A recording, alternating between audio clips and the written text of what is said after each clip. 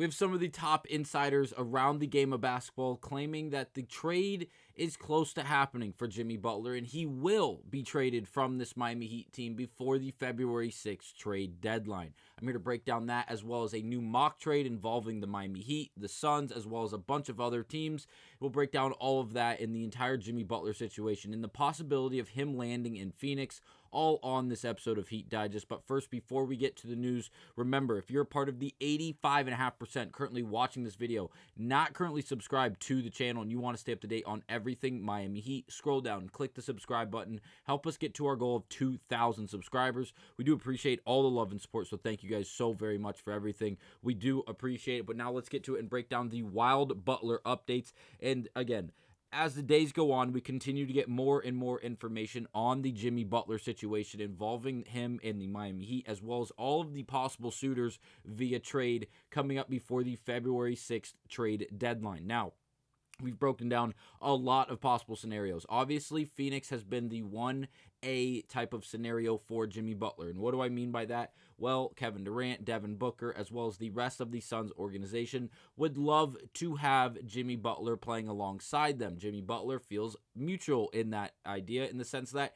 he also would love to go play for the Phoenix Suns alongside Kevin Durant and players like Devin Booker and the rest of their roster. The only problem in doing so is obviously the Bradley Beal and Jusuf Nurkic situations going on in Phoenix. Now, both of those players were considered starters when this NBA season started. Now, at this point, it being January 31st, neither of those players are considered starters for the Phoenix Suns, and it looks like both of them are looking to be traded, as well as the Suns looking to trade them, really not only to open up contract space and try to acquire Jimmy Butler, but also, again, just fixing what is not working over in Phoenix. So the first thing we're going to start with are a few quotes from Brian Windhorst as well as Shams, breaking down the idea and really highlighting the idea that Jimmy Butler is definitely being traded before the trade deadline on February 6th.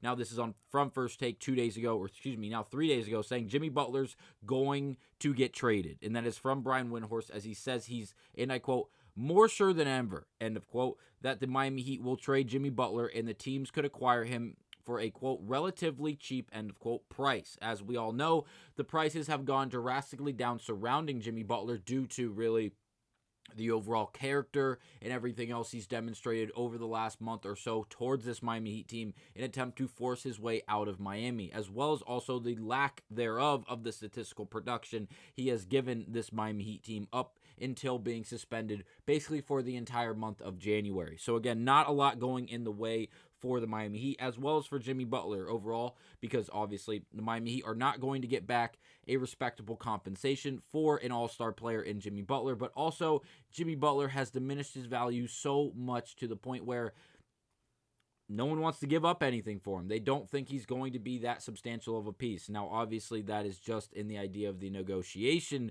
part of things, because a lot of these teams, if they do go out and acquire Jimmy Butler and he decides to actually participate in basketball activities for them, he will be a transcendent player for at least for the most part, we could assume. Now, it doesn't end there. NBA on ESPN, again, from the 28th of January. After 5 overly successful seasons for Jimmy Butler in Miami, this could potentially end at the NBA trade deadline. That is a quote from Sean Sharami. As we all know, he is one of the top insiders and analysts surrounding the game of basketball, I should say, since the Miami Heat are in, and I quote, active conversations, end of quote, with, quote, multiple teams regarding Jimmy Butler's trade. Now, again, this is nothing substantially new in the idea that we have had a laundry list of teams that have been involved in conversations and negotiations involving Jimmy Butler, dating back to even this past offseason, just checking on the availability of someone like Jimmy Butler. And then the third and final quote we're going to highlight this time, again, back from Brian Windhorst. He goes on to say, shout out to Clutch Points again for posting this on Twitter, the Miami Heat are really trying to make this happen. In talking to people who are involved in these talks, I think the Heat's prices have come down. And that's the quote from Brian Windhorst on the Jimmy Butler trade talks. Now, again, this is something that has been looming large around the Jimmy Butler situation, specifically the Miami Heat organization. As we all know, they didn't want to trade Jimmy Butler. It got to the point where things have boiled over, and there was no way for them to really hold on to Butler for the remainder of the season while trying to keep not only their team intact and the overall just morale and just the overall energy surrounding involving this team if they brought Jimmy Butler back, but also their ability to make a playoff push this season and being involved in the Eastern Conference race. Now, obviously, you think you have Jimmy Butler on your team, that should mean you're doing better than if he wasn't. Well, you would think that if Jimmy Butler wasn't just a negative Nancy overall, just diminishing all of the character and all of the energy and all of the morale surrounding this Miami Heat team, as again, his joy simply has not been there, and it's clear as day. When he's involved, in the last time he was involved with this Miami Heat team on the hardwood, he was sitting away from them in the huddle. He wasn't involved in any of the timeouts. He didn't want to be there in the pregame warm-up. He didn't want to be there in the pregame introductions. No smiles, no love, no joy. And again, don't waste our time. Don't waste your time. Just stay at home. Like, simply, there's no reason to even break the sweat to even get dressed and suit up. And again, that's why I'm okay with him being suspended indefinitely by this Miami Heat team, as this Heat team can now focus on themselves and their brothers and their teammates and the people they are going to have to go to war with night in and night out, unlike Jimmy Butler. Now, shout out to Brett Siegel on Twitter. Brett Siegel, I hope I'm saying that last name correctly, NBA, on Twitter. There has been some chatter since last night of the Suns pulling away from the Jimmy Butler trade talks and focusing on improving their roster by moving Jusuf Nurkic. Hawks Bogdan Bogdanovic is one of the names that keep coming up in conversations. Now, this is substantial because we got a lot of back and forth on this tweet. Now, the following tweet that we're going to cite is this one, where it goes on to say, once again, this doesn't change anything regarding Jimmy Butler. If there's a trade to be had with this says beat, but it's supposed to say Heat, I'm assuming the Suns will be interested. However, there hasn't been any movement there to this point. A decision to possibly move Nurkic doesn't impact Butler talk. So again, Brett just going on to clarify, yes, this is true. The Suns could be pulling away in some sense, but it's not entirely to the point where they don't want to be involved in Jimmy Butler trade conversations. If there is a trade to be made to acquire Jimmy Butler, the Suns will very much be involved in that conversation at the forefront.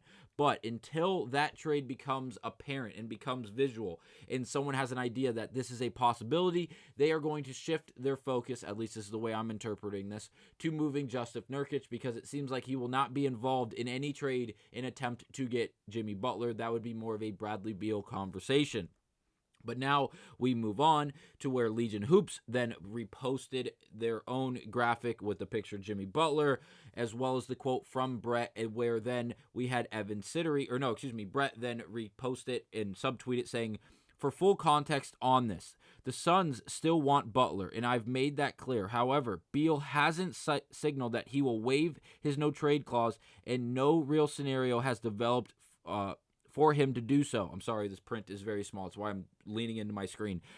Unless the Suns can move Beal, they can't get Butler. So again, what we just said, they cannot move Beal now. He has not signaled that he's going to move his no-trade clause in order to go out and acquire Jimmy Butler for this Phoenix Suns team. And because of that, they cannot just devote all of their time until the trade deadline to this really scenario and attempt to make it work.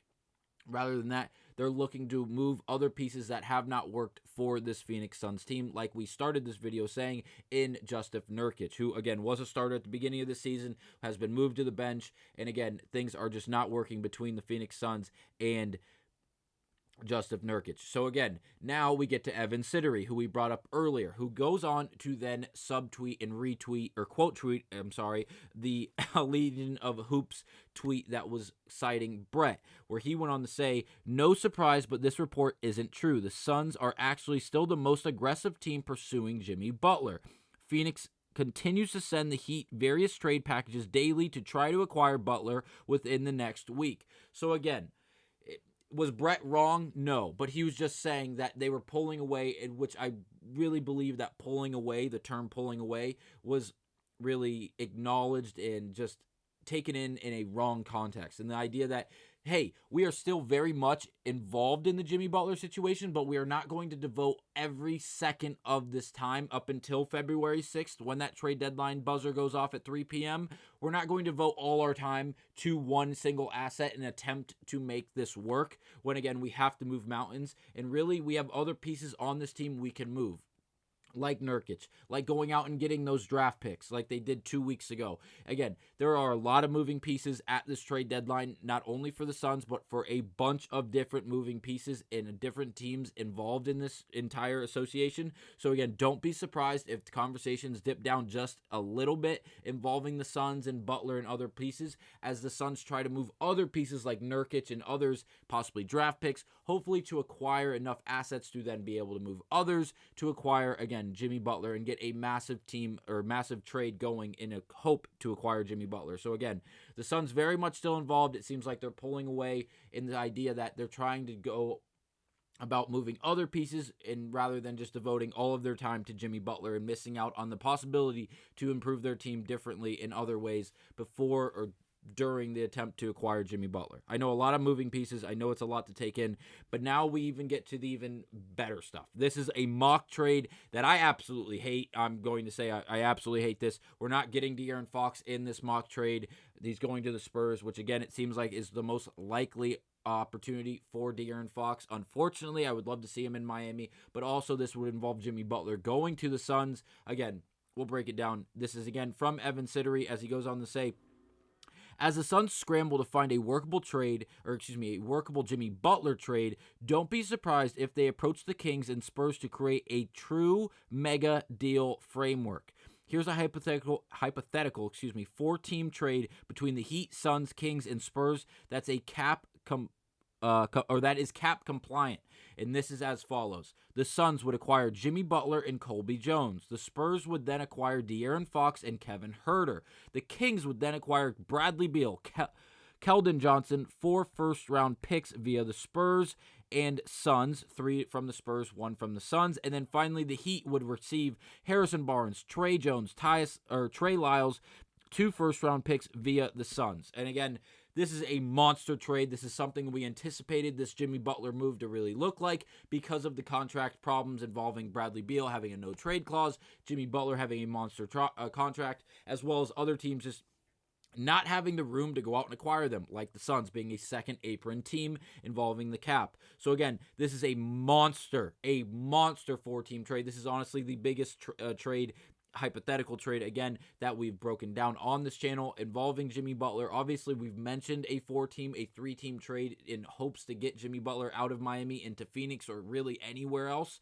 And again, it seems like that's what it's going to take. But this one is the most substantial because obviously the Spurs and the Kings would be involved in this trade, allowing De'Aaron Fox to go from Sacramento to San Antonio, as well as the Jimmy Butler and Bradley Beal both being moved in this single trade. An absolute doozy. This is something I am very excited to see if they get close to happening. Obviously, Evan Sittery is very good at his job. He's very good at reporting. He has sources inside the lines. So again, this is obviously hypothetical, but again, I don't think it's too far from a possibility. With all of these big name pieces being available for this trade deadline and all of these teams looking to make a big splash and not go home empty-handed and have to deal with disgruntled all-stars for the rest of the season, do not be surprised if something very similar to this gets done. And now, obviously, for the Miami Heat to go out and acquire Harrison Barnes, Trey Jones, Trey Lyles, as well as 2 first-round picks would not be the greatest haul in addition to getting rid of Jimmy Butler. But again, for what it seems like the price currently is, as we've broken down those quotes from Windhorst as well as Shams, it seems like the price for Jimmy Butler has gone down substantially due to his character and overall really the statistical production up to this point in the year. So again, I don't think this would be a substantial loss for the Heat. Getting rid of Butler, getting these pieces, as well as the draft compensation would not be a horrible idea. But again, a lot of moving pieces. I can't wait to see how this all plays out because, again, this is hypothetical, and we still have 7 days until that NBA trade deadline if we're counting today. It's not 3 o'clock yet. No, it is not. So again, there's a lot of time left, and a lot of things can happen. A lot of pieces can be moved until then. And again, if there are any pieces moved until then involving this Miami Heat team, you will hear it here on Heat Digest. Thank you guys for watching, and I will see you guys on the next one.